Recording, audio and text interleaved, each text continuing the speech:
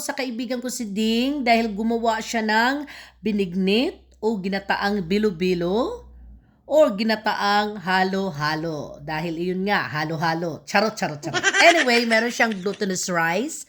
Siya lang po ang gumawa ng sariling bilo-bilo dahil gusto niya fresh para raw masarap.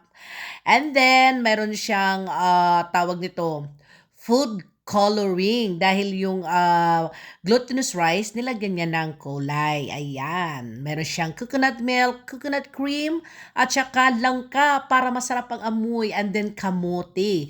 Yun lamang, kulang kami sa saging saba dahil naku, naging busy. Alams na, nag-holiday, nawala talaga ang saging saba. Bukas pa raw. So, nandito na. Ayan, tingnan, naku, ang sarap. Sa kulay pa lang, mapapakain na po kayo. Swak na swak. Panghimagas talaga ang dating. Ayan, pinakikita na sa akin ni Ding. Sabi niya, before ako umalis, kumain muna raw ako. Sabi ko, yes, yes, yes, yes. So here we go, at kakain tayo ng saglit dahil nag-serve sa akin si Ding.